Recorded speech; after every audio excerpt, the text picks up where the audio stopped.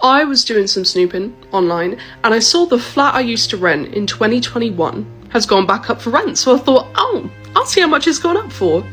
Tell me why it's gone up £150. It's great that it's finally becoming more expensive for landlords in the UK to let out their property, but has anyone else noticed that it's just the tenants picking up the bill?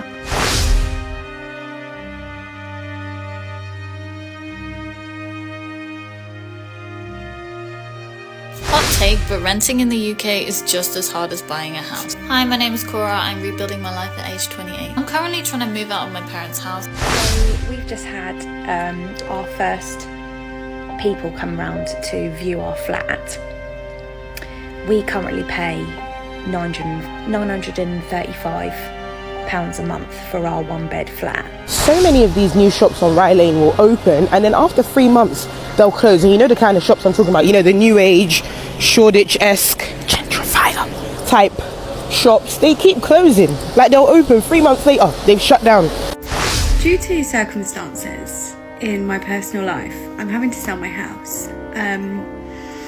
And I'm not looking to get another mortgage. I can't get another mortgage on my own. It's just not going to happen.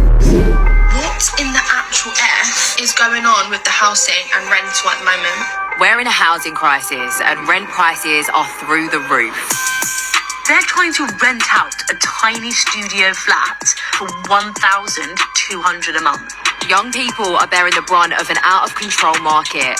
It's a nightmare getting onto the property ladder, with the average deposit being over 50k. It feels like you're completely powerless. Excuse me, how much rent do you pay in London? Too fucking much, mate. Can I have a tour of your apartment? Oh, what? Your apartment? It's a flat. Oh, yeah.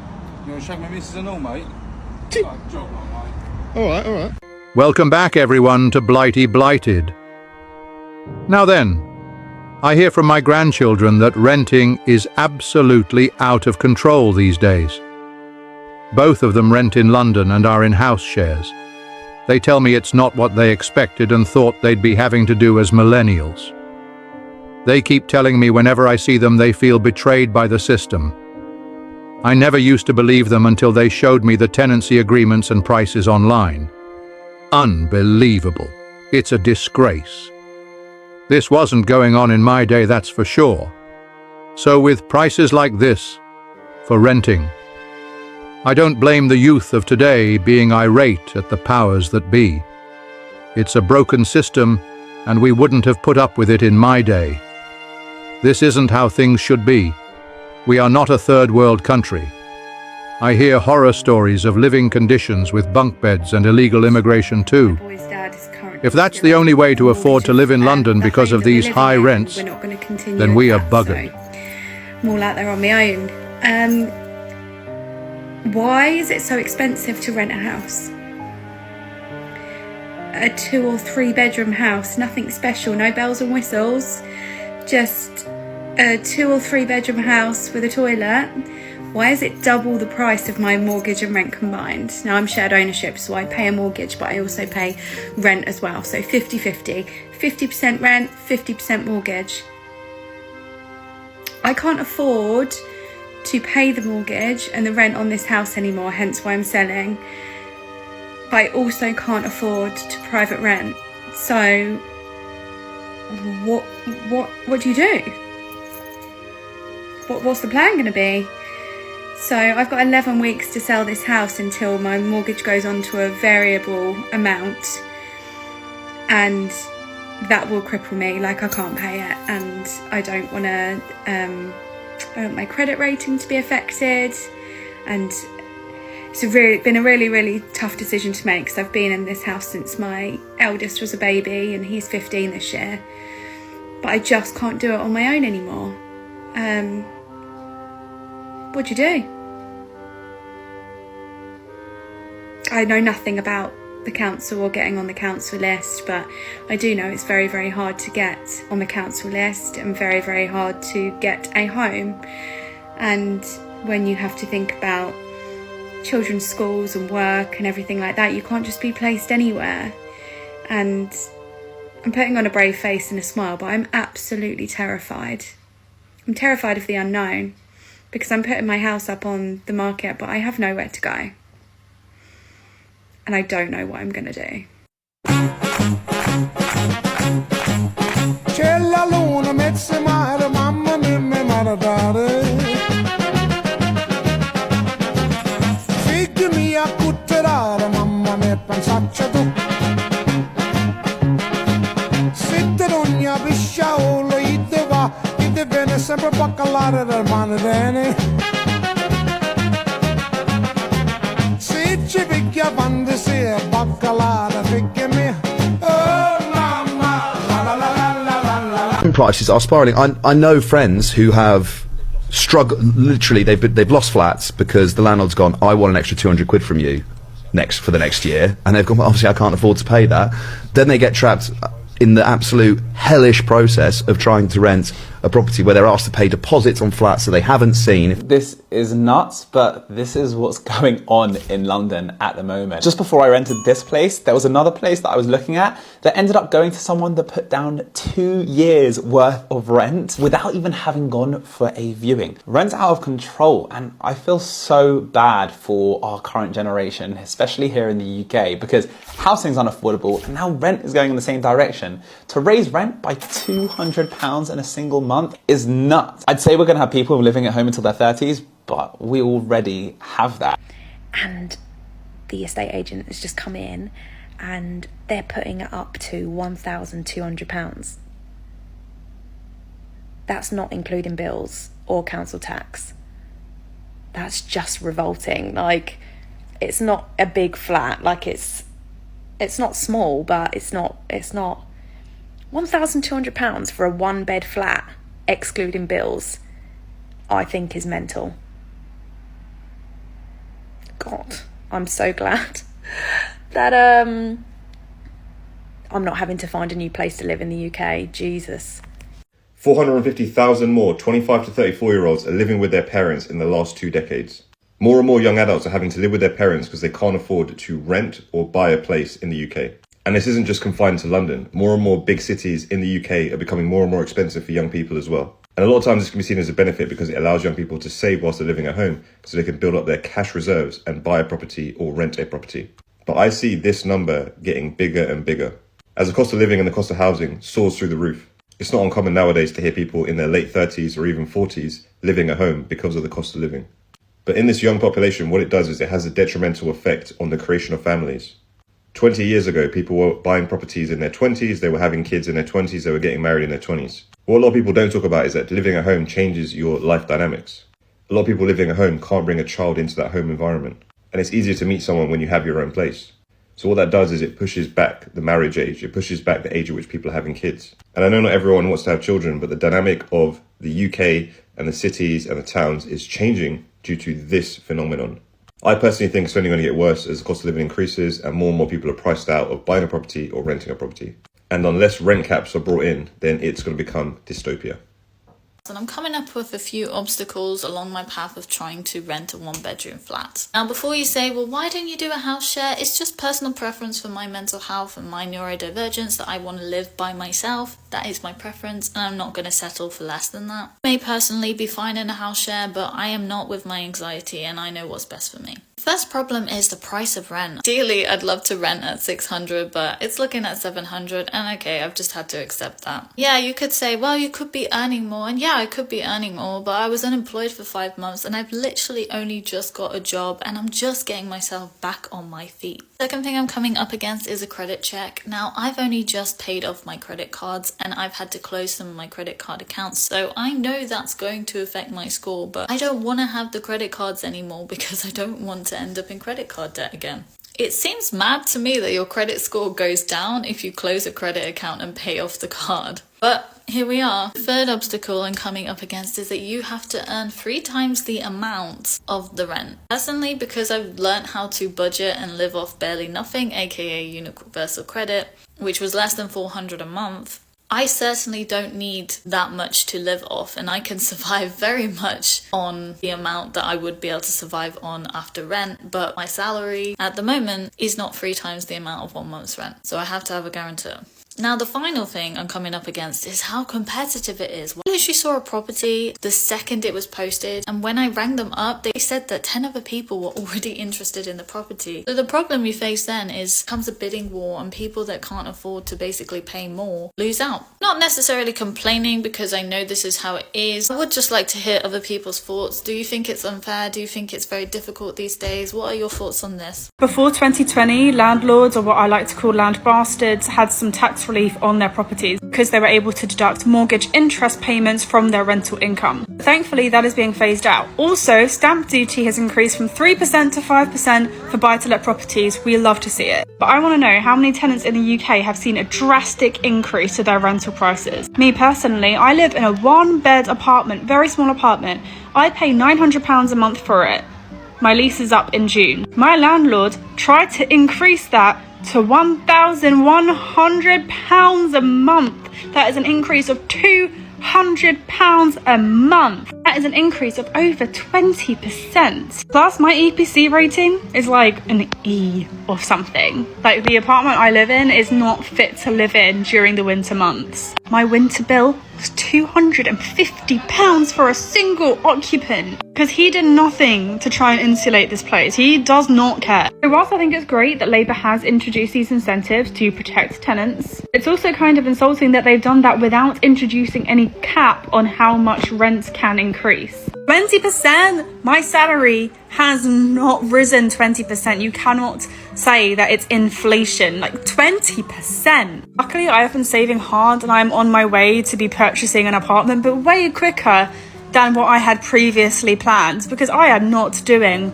another winter here and I am not paying £200 more per month for my pokey little apartment, which does not retain any heat. When I tell you I got chilblains on my feet throughout the winter, I'm not joking. I've got rugs everywhere in my place. Anyway, anyone else who has reached the end of their rental agreement and has seen a huge hike from their landlords, I want to know, how much was it? How much of a percentage increase?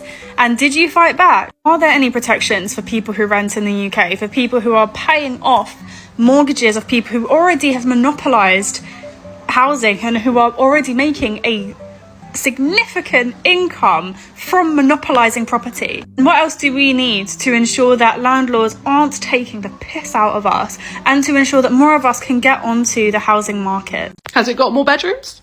Is there another parking space? No. I'm in the southwest of England. I was paying £550 for a one-bed flat. Why has it gone up to £700 for a one-bed flat? What in the cost of living is that? So to everyone who's saying, oh, just don't buy that Starbucks, is that going to save me £150? You're telling me Lurpak's gone up by nearly £4, Heinz have nearly doubled in price, cornflakes have gone up by 60%, bread's gone up by 50%, and our wages have not moved. I think I need Starbucks to calm me down. Bad news for renters, because UK rents have surged 9% to £1,330 a month on average. Try to warn you guys, as long as the government continues to disincentivize landlords and make them sell, as well as banks keeping interest rates high, the rents will continue to go up. Maybe because they're landlords themselves and they're trying to profit from the working class more. I don't know. Yes, landlordism is a very controversial topic in the UK, but when too many landlords begin to sell their properties because of government changes, it will cause rents to go up. We've been seeing this exact issue happening in Scotland, where students are facing a rental crisis. In Scotland, students who can't afford the purpose-built student accommodation flat complexes are really struggling to find housing during university, because all those small-time landlords who rent out their, 4 or 5 bedroom houses, a lot of them are selling now, and so there's a lack of housing for students. This is one of the reasons why housing reform is a very complex topic that needs to be handled very delicately by policymakers. Time for a rant about the UK economy. I just handed in my notice at my full-time job as a receptionist because I cannot afford to live in London on my current 24 grand salary, which is lower than the London living wage. And in response to my notice letter, and a nice email I sent them stating that I just cannot, like, it's nothing against the job, I just can't afford to live on my current salary. My employees came up to me this morning and was asking me if there's anything else that they can do. And I was like, well, the only thing you can really do is, like, give me a pay rise. And they were like, oh, the wages are going up by 1% or something in August, it is August, so everybody will be getting an extra £40 a month. And I'm sat there thinking, what a bloody cop-out. Like, that's taking no accountability for the fact, like, what I've said, which is I'm leaving because I can't pay my rent on my current salary, and they're trying to convince me to stay because they don't want to train someone else up, and asking if there's anything else that they can do, but without actually taking any action. I just think it's ridiculous, and the effect that that has on young people's mental health. Fair enough, we don't have the responsibilities of, like, a family with kids, but there's so much pressure on us to, like, be building our careers and have a social life and just, like, be good working people, but we get paid shit. And I just think we don't talk about financial stress enough. Like, we talk about self-care, mindfulness, yoga, like, whatever, but we don't actually talk about the things out of our control, which is how expensive it is to live. And in a city like London, where, you know, we'll go and do a master's and then we're expected to find work, but then it's so competitive, like the industries, and then you've got to move back home, and then it's like, oh, well, you don't have a job, and then it affects your mental health because you're like, I'm 26, like, I shouldn't be living at home. And I just think more needs to be done on a societal level to make sure that everybody is living comfortably, and that 26-year-old adult children don't need to move back home when they're, like, qualified, and they should be able to get a job and not be paid shit. Rant over. Happy Monday! Always worked. Fred has always worked until he retired, and now we need some help. Money those who've lived and worked here all their lives just cannot find. I think I applied for about 31 and I had an answer off one. Laurie is 62. Her husband Fred is 72. In February they were evicted from the home they rented for 12 years because the landlord wanted to sell. They're just so expensive. They received £500 a month in housing benefit, but they couldn't afford anywhere close to their budget. They were put in a hotel for 3 months by the council, then given this temporary property, plagued with problems. Mould, bed bugs, at times no hot water, and inaccessible for their needs. We just want somewhere decent, clean, that we can just live a quiet life, not a massive house. You work for years for it, you just feel everything has been taken away from you. And all you've got left is your pride, and I think that goes to a certain extent. It's very hard, very hard. And yet, in another way, you're lucky we have a roof over our heads. Coventry City Council say they recognise the property is not ideal and would support Laurie and Fred to move should somewhere become available. These issues, they say, are not specific to Coventry. Housing charity Crisis agree. If you believe in the need for housing benefit, you must surely believe in the need for people to be able to pay their rent using housing benefit. And because of the enormous increases in rents over the last couple of years, the gap is just too big. There's a human cost at the bottom of the housing ladder. And the very bottom of the housing ladder is the street. And that fear is real. For those left to languish without a home, the very idea of one seeming impossible.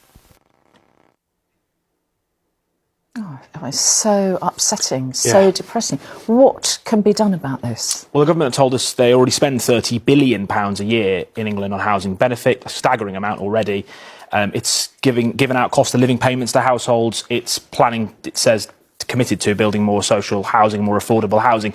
The issue, though, charities say, comes back to what you mentioned at the start, which is this local housing allowance rate, which is the formula the government use to work out how much housing benefit someone needs based on how much rent is in their area. That was last looked at in 2020. It was frozen in 2020, but that was based on how much rents were in 2019. So what we have right now is a 2019 solution to a 2023 problem. The government feel the big problem is inflation. If they increase benefits in line with ever-rising rents, it will fuel inflation. What charities say is if they don't do this, if they don't uplift housing benefit, the cost will be even greater. More people become homeless and they need even more very expensive support. I think we as people and we as a society, we're too compliant and complacent about what's happening right now. With inflation, with the rental market, housing crisis, rising gas prices, rising everything, insurance, especially how it's affecting younger people. I think we're just way too relaxed about what's going on. Everyone is saying if you're young, leave the UK, move to Thailand, do this, do that.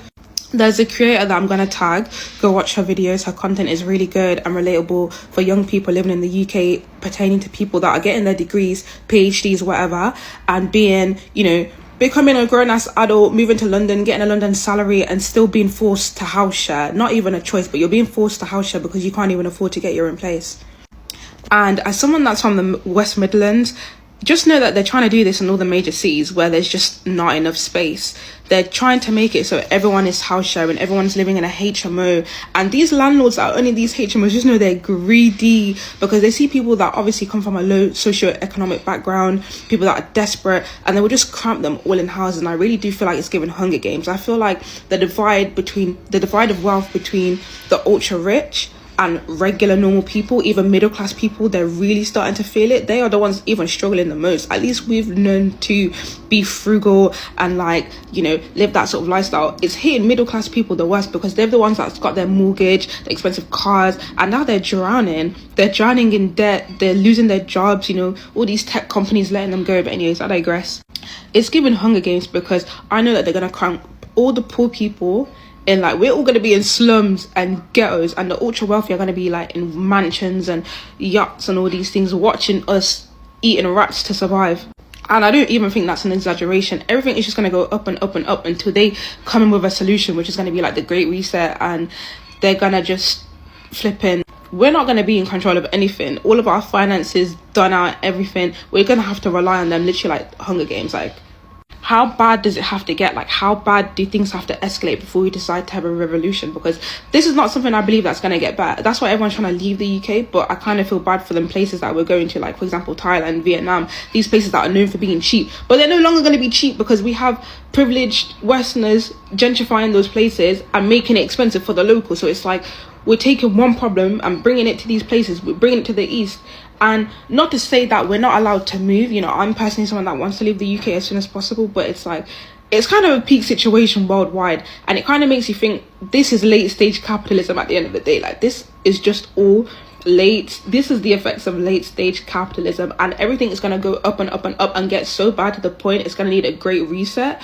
But when is it going to take the people to realize we shouldn't necessarily have to pay for things that ensure our survival? Because what the hell? What's going to happen when, Tesco's is fully stocked, but people are literally starving outside because we can't afford food? Are we going to have a revolt and be okay, we're going to raid Tesco's? Or, is it going to turn into the purge? What is going to happen? Because deep it, people are already cutting out so many luxuries and privileges out their lives.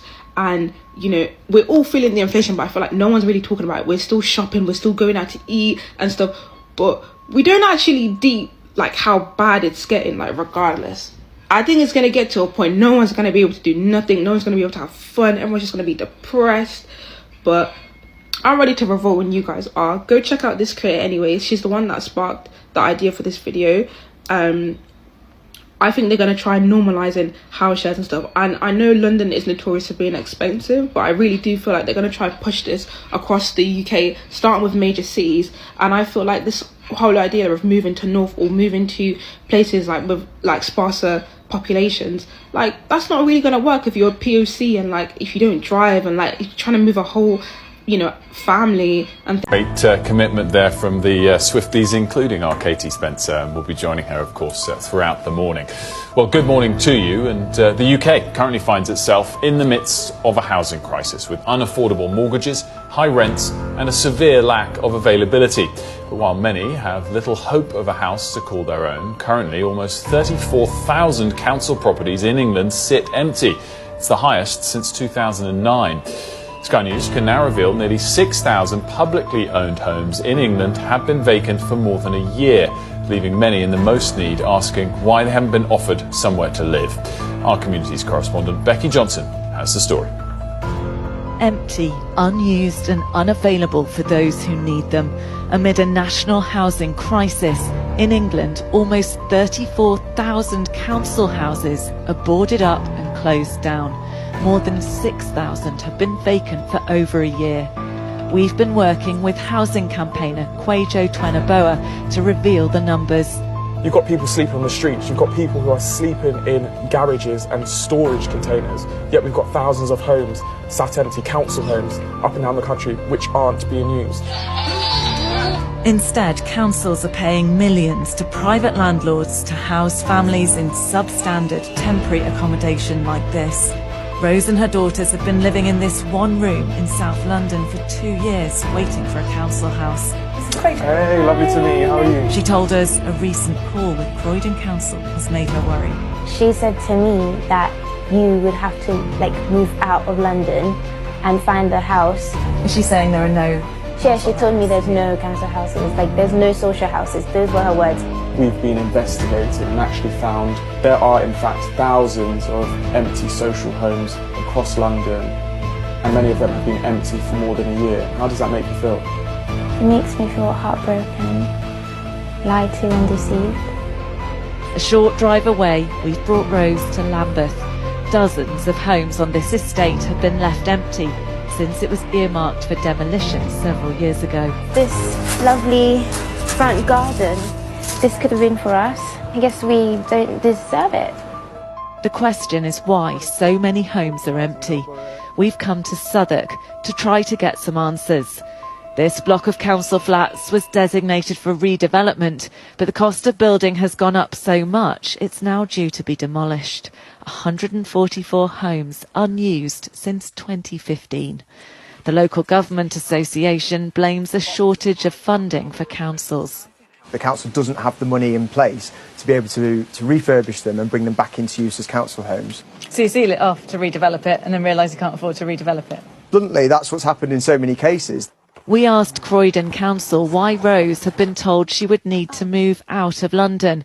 Following our contact, the council now says it's identified a permanent home for the family that they will be offered soon. But there are many thousands more like them, still waiting, despite council homes lying empty. Becky Johnson, Sky News. Well, Kwejo, who you saw in that report, joins me now in studio. And Kwejo, I mean, it seems striking to me that there are so many thousands of council homes empty, but it must be so much more than that, heartbreaking to those that would love to fill those vacancies. Yeah, absolutely. I mean, we often talk about the number of empty private rented properties that we currently have here in the UK. But what we did with this was we approached local authorities across England, asking them two questions. How many homes do you currently have that are sat vacant, and what number of those have been empty for longer than a year? As we know now, around 34,000 are currently empty, and around 6,000 of those have been empty for longer than 12 months. What compounds that, though, is we currently have 1.3 million people waiting to get into social housing. We have enough homeless kids in England to entirely fill the O2 Arena more than 7 times over, and we have record levels of rough sleepers across England, people needing social housing. And in Rose's case, she was told that there wasn't any available social homes in London, and therefore she would have to pack up her belongings with her kids and move. Before I forget, please comment below and tell me what you think about these outrageous high rents in the UK. It's not fair or welcome. Right, I will see you all in the next video.